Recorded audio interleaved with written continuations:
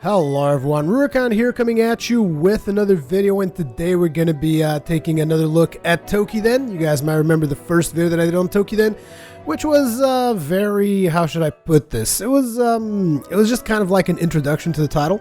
Since then I've actually played quite a bit more, as you can probably and hopefully at least see from my character. I am wearing the same set that you guys see from the actual introduction video of the game. Because basically it's the best set, I kind of feel, that I have available to me at the moment.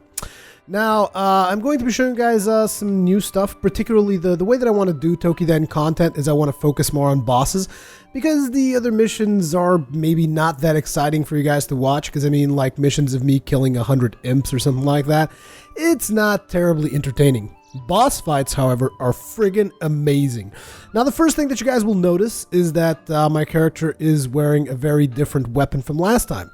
So last time we used the fists because I didn't really know all that much about the game, and I was thinking probably the fists were going to be my weapon of choice. Turns out that after trying out a bunch of weapons, this has actually been my favorite weapon in Toukiden, the sickle.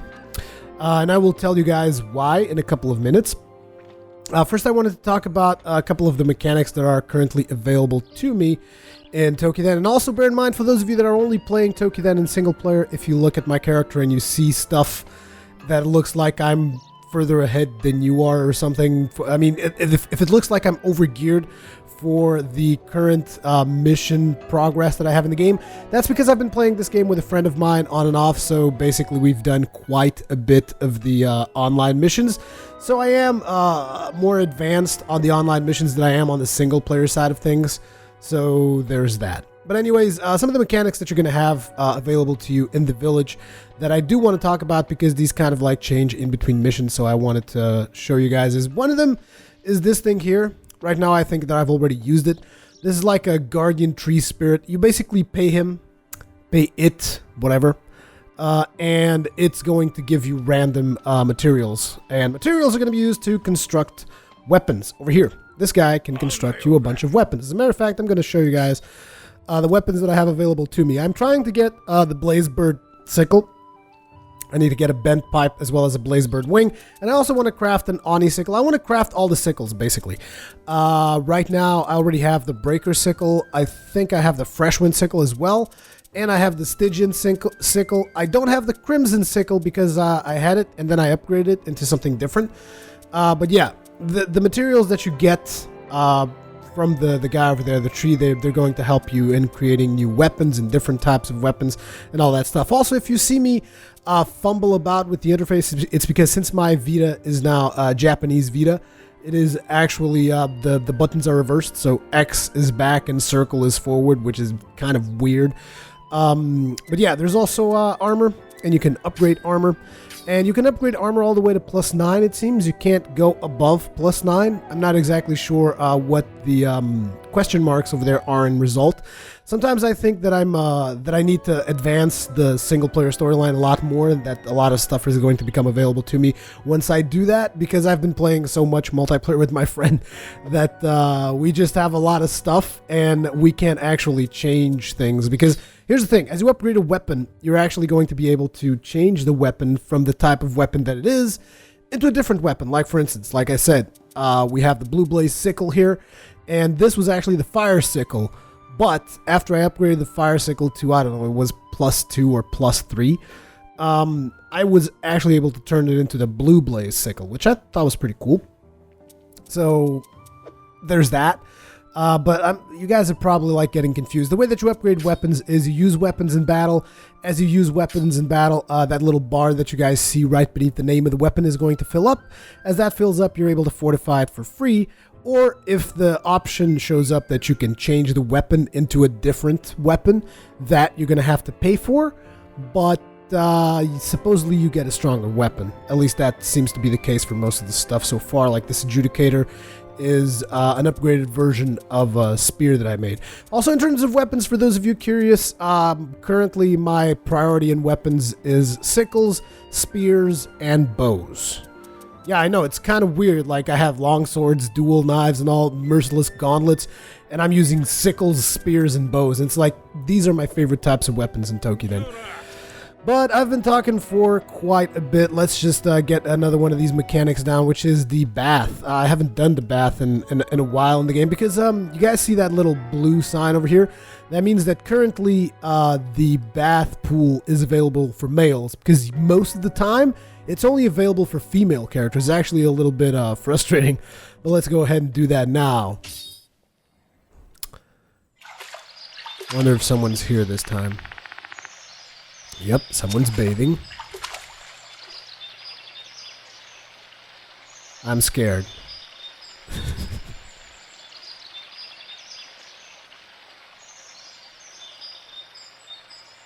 He seems happy.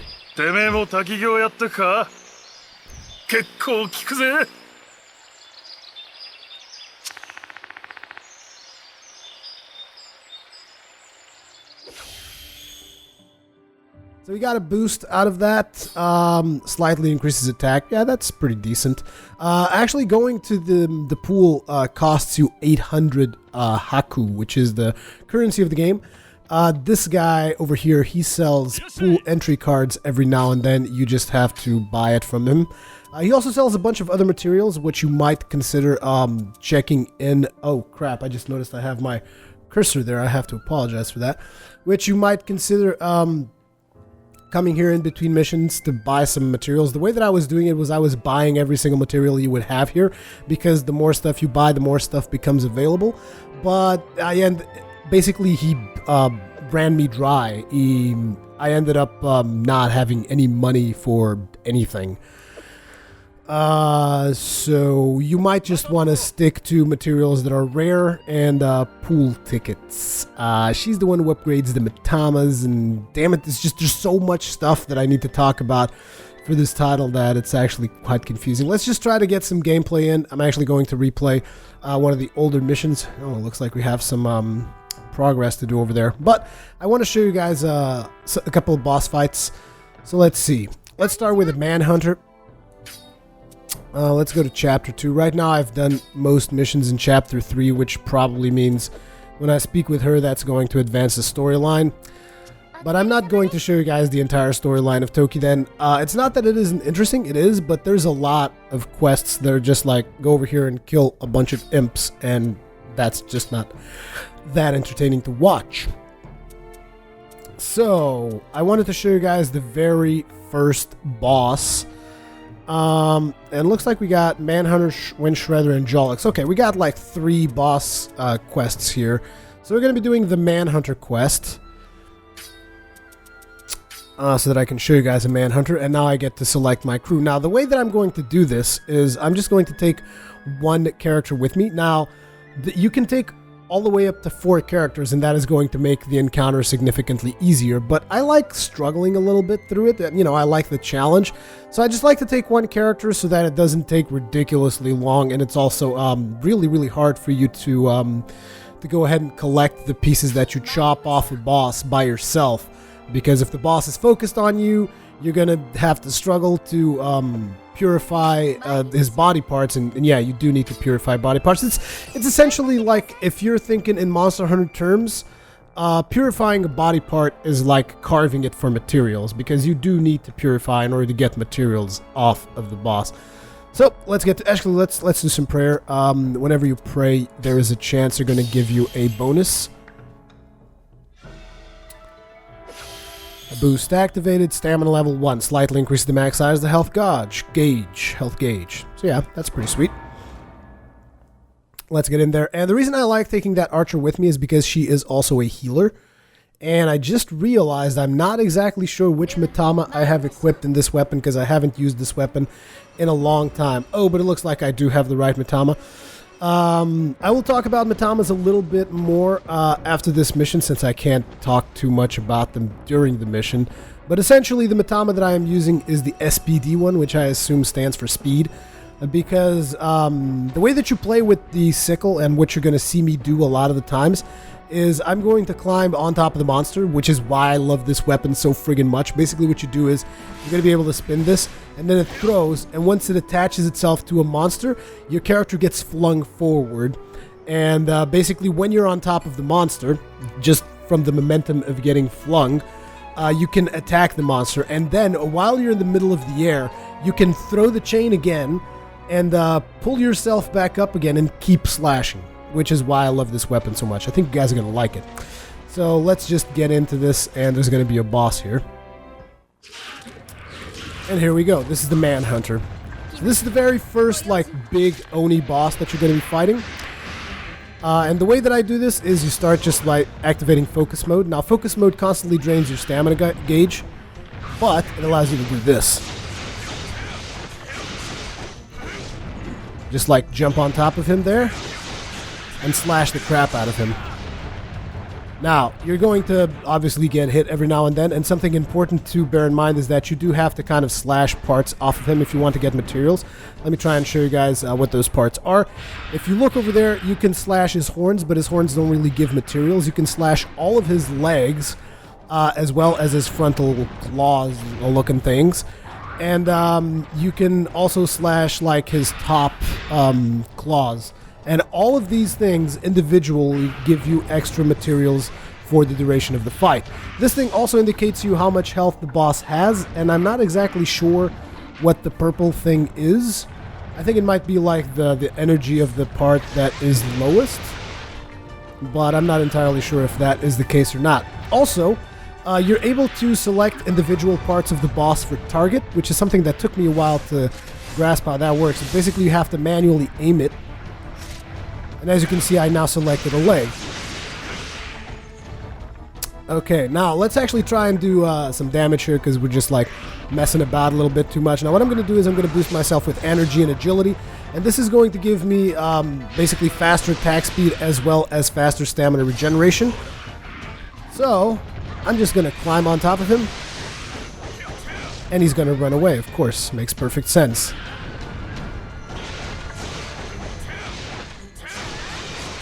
So this basically, using this weapon becomes something where you have to analyze how further you're going to fling yourself. Damn it, I'm missing a lot of the flings. You have to analyze how further you're going to sling yourself and which part you're going to be focusing on. I need to get rid of this ad here. You can also just attack from the ground if you want to, because normal attacks don't even consume stamina. Damn it. Let's get a recovery going there. Normal attacks don't even consume stamina, so you can attack like this, but it's not nearly as effective as engaging him with a combo like this. Like, the strength of this, using this weapon, is doing this that I'm doing right now. And for different bosses, you're going to be able to reach certain sections of the boss that other classes have a hard time reaching, which is really cool. And it is one of the reasons why I like using this class so much. Now, there is also something else that you guys haven't seen, which is, besides all these awesome mechanics of climbing on top of bosses and all this other good stuff, you guys will notice that on the top left corner there is a gauge that's filling up, the little orange ball there, and that is going to allow me to perform an ultimate ability. And what that ultimate ability does is it slashes. Oh, looks like we got a chop off. We chopped one of those upper tentacles there. And now you guys will notice that the boss is going purple, and what that does, it basically means the boss is attacking faster, and he's dealing a lot more damage, so you want to be really, really careful about that. But I'm getting really closer to just performing my ultimate move. But I like performing it in the middle of the air, because I think that's kind of cool, so let's go ahead and do that. As you can see, I believe that the NPC is absorbing that part of the body that got, well, not really absorbing, purifying it is the actual term for Toukiden. Yeah, we just got a soul crystal there. That was from her purifying that body part off the monster there. Ah, damn it, I hate it when he hits me with that. I'm still not amazing at the game, mind you. I've just been playing the crap out of it because it's very, very addicting actually taking out these bosses. Let's dodge this. Let's engage on this little spider here. So as you can see, definitely the gameplay is very Monster Hunter-esque, which is something that I definitely appreciate, but with the added touch that you have a lot of aerial combat and you have all these ultimate moves. Like for instance, let me just show you guys the ultimate move of the sickle. If I could actually get... Damn it, I need a little bit more space here. Okay, let's charge this up. Let's charge some focus. Let's climb on top of him here. And what I'm going to do is I'm going to do my regular combo, and at the very end, I'm going to apply my ultimate ability. Well, he actually just got thrown to the floor, so I might just not even do that. So the Mitama that we're using, like I said, is a speed Mitama, and it is very good if you have a weapon that is fast, or if you have a weapon that you need to get better stamina consumption out of. But there are other Mitamas which completely change your playstyle. Oh crap, I'm going to get hit hard. Oh wow, we are just chopping him down completely. Let's go ahead and purify this thing here. And here he comes again. Dodge out of the way. Our NPC, unfortunately, was not that smart. And I still haven't done the ultimate ability. Now, the reason why I haven't done it yet is because I wanted to do it in the middle of a combo, but I might just cast the damn thing, because usually I just cast it as soon as I get it, because I'm actually using another Mitama that gives me a boost on how fast that thing regenerates. Well, regenerates, or actually how fast I generate the gauge that fills that thing up. But I do like doing it at the end of a combo because it's just so much more cool. Let's climb up there again. Now, the thing about this class is that it's really good for the aerial combat side of things, but it is not that amazing when it comes down to chopping legs and stuff like that. Which is why I really like playing with my friend, because usually I do the aerial combat thing, and he kind of sticks more to the ground and takes care of legs and all that other good stuff. Okay, let's do the ultimate here. This is the ultimate. You just throw that against the boss, and the boss either gets tossed to the ground, or if you hit a limb, it's going to chop off a limb. So to be completely honest, if I was playing this a little bit better, which this boss is not amazingly challenging for me right now, but if I was playing this a little bit more perfectionist mode, I should probably try to aim for one of the limbs that I haven't cracked yet. Professional mode, look at me talking. If I was playing a little bit more meta gamer style, I mean, I should be aiming this at one of the limbs that hasn't been taken out yet. Oh, he's trying to regenerate. When he does this move is him trying to regenerate one of the body parts that is still around. So you need to basically purify that body part before he can do it. Otherwise, he can regain that body part, and you don't get the materials for it. Well, you can then break the body part again, but that's obviously a hassle. Now, you'll notice that those body parts that we've chopped off, they get replaced by like a spiritual version of that body part. And the reason why it's got to be that way, it's because, I mean, imagine if I was to just chop off all the legs off of this thing so it just can't fight anymore. And I know that that would be cool, but I mean, that would also make some fights really, really easy, because there's some bosses that are bipedals. So, like, you would chop off a leg, what would he do? He couldn't just attack you anymore because he couldn't walk. So they kind of needed to make up for that. Okay, so we chopped off another leg here, and another one. Let's see if we can chop off this one here as well. Oh crap, I got CC'd there. Let's try and get both these legs up. And while we're at it, let's do recovery, so that we recover some of our hit points. While Naji is getting harassed there by the boss. Now, she brings the boss over to us because it makes perfect sense. Thank you, Naji. That's amazing performance that you got going there. But it should be fine. I should be able to just get these two. There we go. That's 2 legs down. Let's see if we can get that other leg. Let's actually try to target one of the other legs that's missing. Manually targeting is a pain in the ass, to be honest. There we go.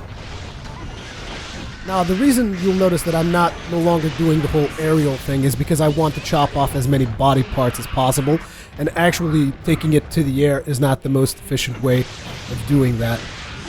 I'm just trying to punish these legs as much as you possibly can. And this weapon is not the best for chopping off parts on the floor, as I've mentioned. So I am struggling a little bit. But it's still doable. Okay, let's get this, here he comes. Dodge out of the way. As the NPC just gets run over repeatedly. Poor bastard. And dodge out of the way yet again. Now then, let's change targets to another leg that we haven't chopped off yet. There we go. Now you can also use the combo mode to get in those legs and try to punish that. But it's a lot harder because it just keeps pulling you a little bit up at an angle. But it does allow you to really build up your combo and do a lot of damage. Because, I mean, when you do this, when you engage the focus mode on this weapon, you're going to be able to just chain combos after combos after combos. Let's channel all of our buffs and see if we can get something done. Now we're just going to have crazy attack speed, and we're really going to punish his HP bar. Aw, damn it. Or maybe not, because he's going to throw us down. Come on. The thing about playing this whole aerial game that I'm playing right now is that it is very hard to dodge bosses, which is why the very first time I started using this weapon, I was actually not using an offensive Matama like the one I'm using now. I consider these speed Matamas to be offensive ones. I was using a defensive Matama that would allow me to take a beating from the boss, so that, like, you want to attack me? Go right ahead. I don't even give a damn. Okay, so now let's do our little ultimate. The weapon, though, the leg that we have targeted is actually already chopped off, so it would be cool if we could target something that hasn't been chopped off. Well, I guess she chopped off the other leg? Oh my god! What a beast, Naji. Just taking that boss to school. How's about you go ahead and get that other leg, because he's trying to regenerate. He's probably going to be able to regenerate one of the legs. Oh, she stopped him! Good job. Well, I guess I'm the one doing the NPC's job, because usually the NPCs are the ones like purifying body parts, but I want to make sure I get as many materials as possible, even though I don't think I need materials from this boss, because I think I've done everything I need from this guy. But it's still nice just, you know, having materials, even if they're superfluous ones, even if I just use them to make like some fists or something, because I like having all the weapons. It's fun. Now let's try to aim for the head there. I gotta break the lock, and then I gotta manually aim. Come on, show me your head. No, that was well, you asked for it, Rurikhan. There it is, the head. Actually, I didn't get the head, did I? Well, the hell with it. Let's just do the ultimate. It's gonna hit the head. Then again, maybe not. It's fine though. We can still punish the head from here. We can actually punish the head from the ground, which is... although I'm not really doing that. Whoa! Is that her? Yeah, she's just like destroying everything. It's interesting, she's actually making this fight a lot easier than I remember. Maybe I should have come solo, I don't know. I think I broke a horn or something. No, I broke one of the legs. But I'm trying to break the horns. You don't actually get materials out of the horns, I don't think, but they are a breakable part of the body. Let's have a look-see. Yeah, they're about to go down. But I really wanted to get a lock on that head. Come on. What the hell is that? What? The hell are you doing, Spider? Are you insane? You want to get killed? Is that it? Thank you. Okay. Now let's see if we can finally target that head. Still don't think that's a head. Yeah, that's not the head, see? You can target the head, it's just really, really hard. It's annoying as hell. Oh crap. When the boss does this, you want to run away as fast as you possibly can. Can we please target the head? Nope, that's still not the head. Or is it? That actually might be it. Yeah, that's definitely the head. Okay. So... let's try and get some combos in on that face of his. Just charge up all the buffs like a beast. Now I'm just gonna go to town on this bastard.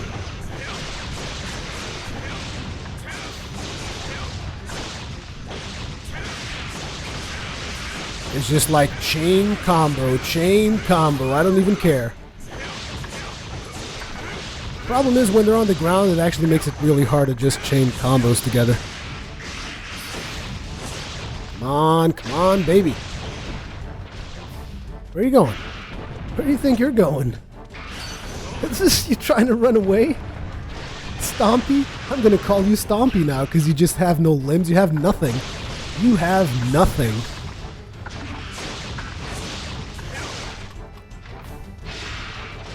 Is that actually targeting the horns themselves? That's interesting. I wasn't aware that you could even just target the horns directly as opposed to just the head. Like I said, I'm still learning a lot in this title, so that's something to be expected. There we go. Come on. Get in there.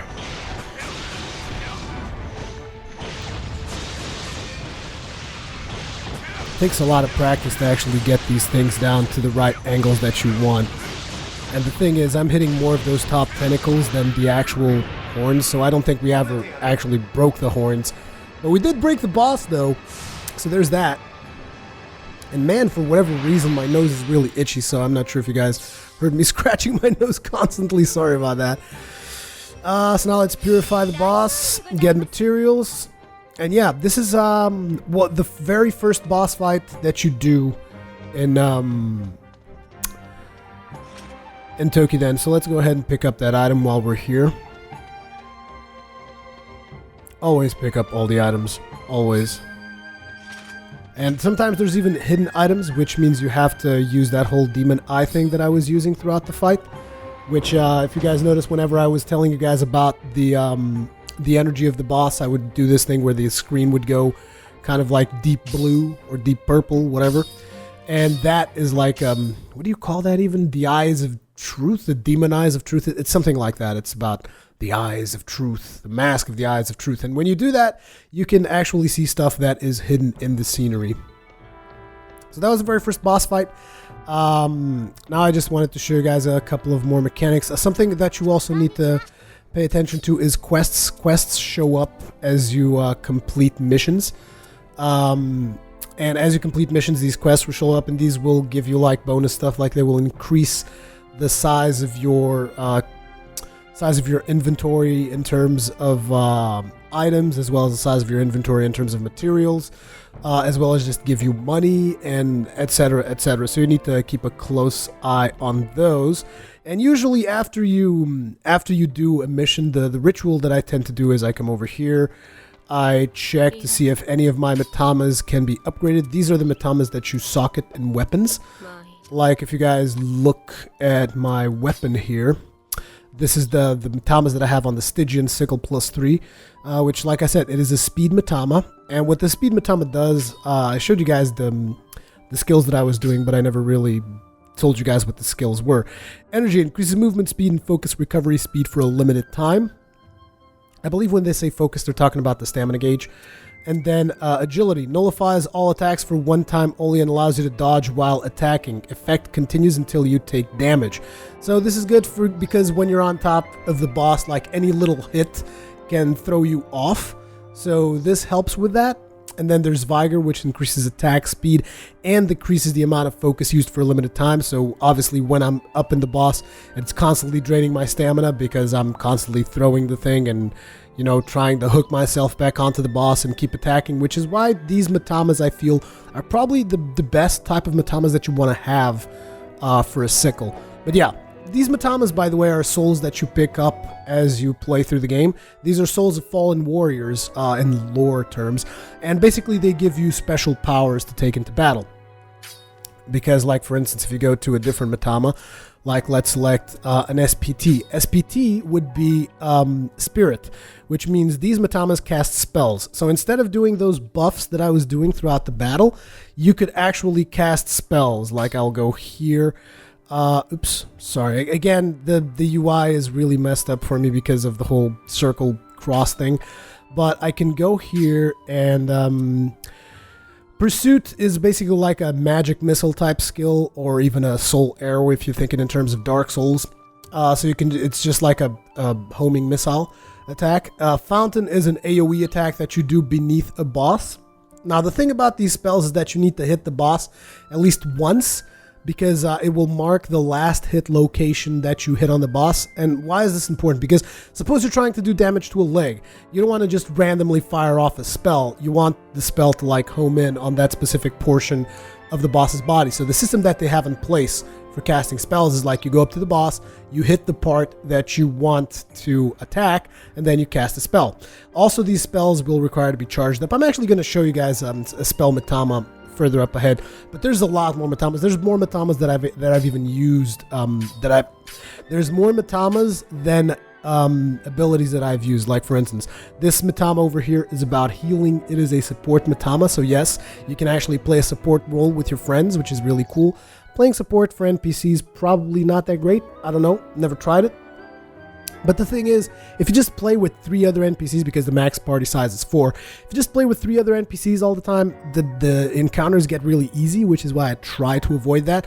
Like if there's a mission, let's say, oh, go kill these goblins and these other minions that are very like menial tasks, sure, I'll fill up the party and I'm like, let's just get through this. If it's like, go kill this big boss, I usually just take 1, maybe 2 people in the party with me.